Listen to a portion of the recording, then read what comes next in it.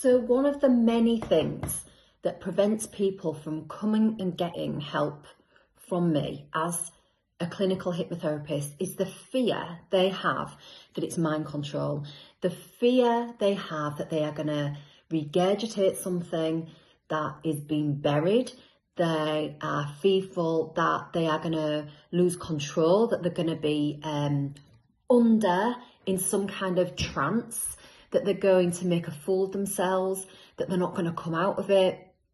And, you know, I've got friends and family members that will not have any subconscious mind therapy because they've seen what stage hypnosis does. You know, people having a laugh at other people's expense, laying square eggs, taking their clothes off, pretending to be a stripper, clucking like a chicken, eating an onion. You know, these are all the things that I don't know how to do. I recently went with a good friend of mine, Rob, to see one of the UK's leading stage comedian hypnotists. So I have attached these videos to show you the difference. So when he was hypnotizing everyone on the stage, he was using techniques, ultra-focused mind techniques to get them into a relaxed, concentrated, altered state. And then he got them doing all sorts. I was in awe of what he was getting them to do. I was like, oh my God. I could tell what he was doing when he was getting them into hypnosis, and I could tell who was a good subject because they were like kind of away with the fairies. The head was nodding, their eyes were going, but it's completely different to what I do. Mine is a very relaxed, deep meditation, but it's a meditation with a purpose. You have all these people, these coaches online, selling their hypnotic inner child session, their hypnotic this, their hypnotic that. They are not trained hypnotherapists. It is just a meditation. But meditation is hypnosis. All hypnosis is self-hypnosis. However, I'm using science-backed techniques and methods to get the results that I get. Every session you come to see me throughout the 5-step program, every single session is different. I use a different technique. I'm using lots of techniques in each session, but I have a structure that I go through to get you from A to Z, where you want to be, whether that's fear of flying, spider phobias, lack of confidence, an illness, aches and pains. I go through a process and I work in a very holistic way. I look at every area of your life. So I don't just remedy the issue that you're coming to me with, I remedy everything that's going on in your life because there's a root cause that's causing all the other stuff. If you've got an issue, it spills out into every area of your life. Tackle one thing, we tackle everything. So I hope you enjoy what the stage hypnosis does. I couldn't show it all because it was quite controversial. And I was amazed and very impressed by what he got those subjects to do, but they had to have free will. Like everyone, you have to have free will. You've got to be up for having a laugh. They had no inhibitions, they were up for it, but it was amazing. But it's not something I can do, and it's not something I'm interested in doing. I want to change people's lives, remedy mental, physical and emotional issues so they have the best life ever, become the best version of themselves. So enjoy watching. So I'm backstage with Ken, who is the act of the night. Stage hypnotist, right? Yeah.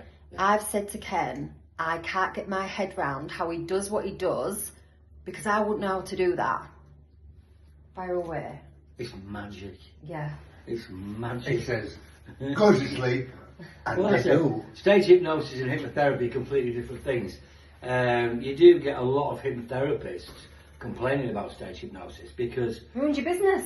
well, you get hypnotherapists saying, oh, you're making a fool out of people, you're making people look stupid. Alright, so I've got 8 people on stage and I'm making them look stupid, but I've got 200 people in the audience and they're all laughing, and laughter's the best therapy of all. So really, as a stage hypnotist, I'm helping 200 people compared to your one. Ooh. There you go. Anyway. Go for that. So have you done hypnotherapy before? Have you? I trained as a therapist. Yeah. Right. What made you decide to be a hypnotist over a hypnotherapist? I did 4 years training as a hypnotherapist. I did all the psychology and psychiatry, and I did BA honours in this and that. And I went to Spain in 1986. And I've qualified, I've been with Gilboyne in the States, I've been with World Proudfoot over here. So, you know, I've done 4 years training altogether. And did you it's love not it? Like, did you love it? Yeah, well, it's not like now where you go on the internet and you can be a hypnotist in a week. Yeah. It's not like that. Yeah. I did all the medical side of it first, and then I went to Spain for 2 weeks holiday in 1986. Yeah. When I finished all my training, all the rest of it. And this guy said to me, he said, "Oh, so what do you do?" I said, I'm just trained as a hypnotherapist. He said, "Oh, have you ever done stage hypnosis?" I said, "No, not at all." He said, "Will you do me a show tonight?" Yeah, all right, I'll do a show. I fucked about for a while on stage. And there was another bar owner in, and he said, "Oh, will you come and work my bar?" And I went to work his bar, and then there was 2 bar owners said, "Will you come and work my bar?" I didn't come home for 3 years. Oh, amazing. So that's what I did. So making people laugh and bringing people joy, obviously, is like the best medicine for you and them in the world. Making people laugh, absolutely. So I did that for 3 years, then I came over here, and I started doing the working men's clubs. And I did the working men's for years, and then I met a guy called Peter J from an old 60s band called Peter J and the Jaywalkers. And he had the Opera House in Scarborough. And cut a long story short, I ended up doing Wednesdays and Sundays at the Opera House. And he said, "Oh, I should come and do my theatre in Yarmouth as well, the Lodge in Yarmouth." And I broke all the box office records in Yarmouth. I was getting 1,250 people in every Thursday. That's where I met Rob. That's where we met. Yeah. Every Thursday, 1,250 people. He said, "I can get you the Pleasure Beach in Blackpool." He said, "It'll be a couple of years, that would be a couple of year contract, that will." I said, "All right, brilliant." 37 years I've been here. Oh my God. Living the dream. 37 years I've been here. So, right, like people say to me, "Am I going to lose control?" When I've said to people, "Why aren't you coming to solve your issue?" Like, I know I can help you. Even close friends are still frightened of me doing what I do, helping them. I can't get my head around how you can do what you do. I've never been to a stage hypnotist. This is my first time. But I can't believe it just seems like such a different thing to what I do. Well, what have they come here for? They've come to laugh. They've come here to laugh. Yeah. They're coming up on stage to make a fool of themselves, to have a laugh. It's for fun. That's why they're in the building. Yeah. If you come to see me or you because you've got a fear of flying, you're not coming for a laugh. You come for a different reason. So you don't mix the two up. Now, he can spend 2 hours there and earn far more money than I can hypnotising somebody who's frightened of flying for 2 hours. So that's the money side of it. But to be honest, that is great. But the only thing is, you and me, we have got to put them under, we've got to put them right. He has got to find people that want to get up. And if nobody gets up, all you do is you just make them all close their eyes like that. You take the money first, and you go out the back door and piss off home, like you once did. So you know, like when you go sleep, I've had someone do that to me before, and I was like, "Oh, you've done it to me to go to sleep. I'm not asleep. I'm not anything. What are you doing?" Like, I didn't get it. Where will you see the show? You've got to program them. It's what you call a post-hypnotic suggestion. Yeah. But I do that in therapy. But it's you seem to do it with no effort, and them not in hypnosis, in the deepness, in the meditation. You just seem to be able to do it. Right. So next time you get somebody under, say, "I can't tell. I want you to be wide awake." But when I snap my fingers and say sleep, you'll be back deeper than you were before. And then you say 1, 2, you're awake, and I go, "You're all right. Yes, I'm fine. Sleep." Yeah. And you'll go. Right. I should give that a go. Oh, trust me. Post-hypnotic suggestion. That's what it is. That's what it is. Whenever I say the word sleep, you close your eyes, you go back to sleep. So, wouldn't you agree that what I do in the therapy room is a slow, that they're in control, it's slow, it's relaxed, it's calm. Would you say they're in control of you then?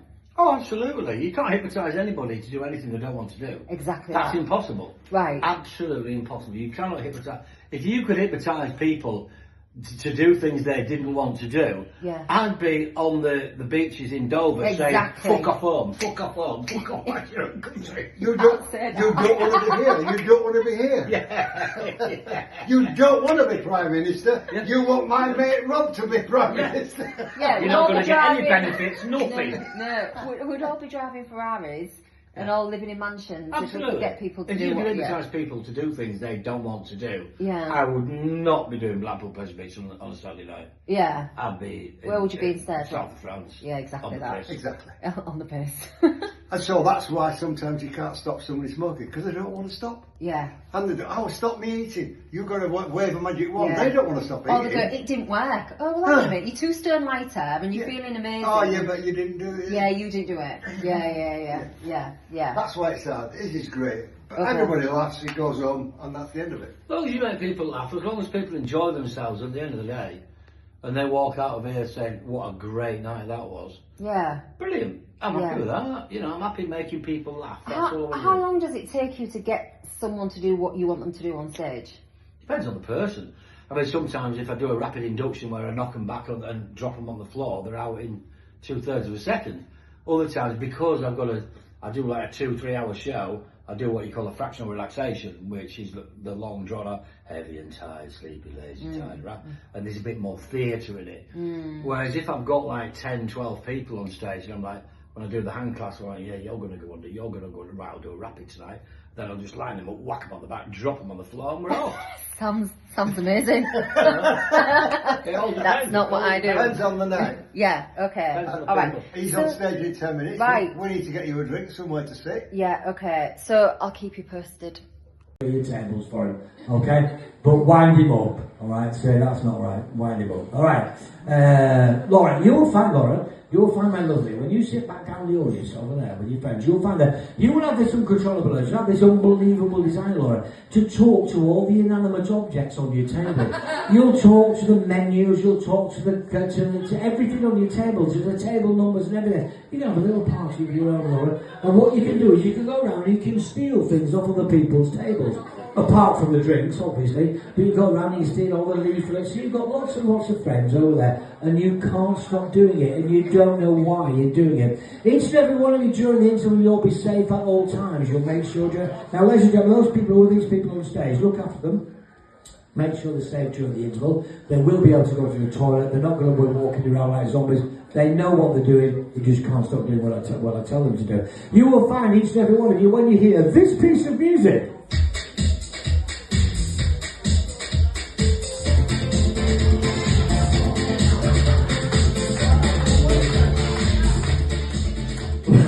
shite so nice.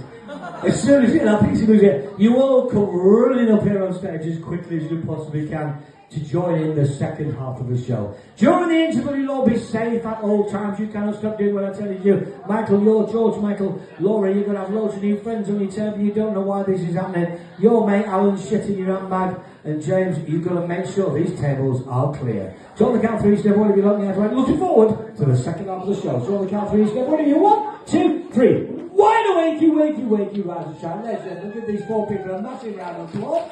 Absolutely. Hang on, mate, just sit down. Hang on. Second half of the show, big party. Massive party, yeah? Toilets are just there. Okay. Second half of the show, Laura. Massive party, yeah. Listen, when you sit down, you're going to make some new friends. Yeah. Second half, party, get in. Did you have a handbag with you?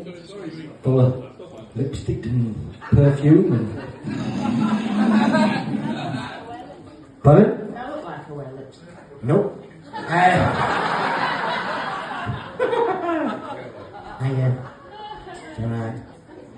Tell them what good. Countess Rock.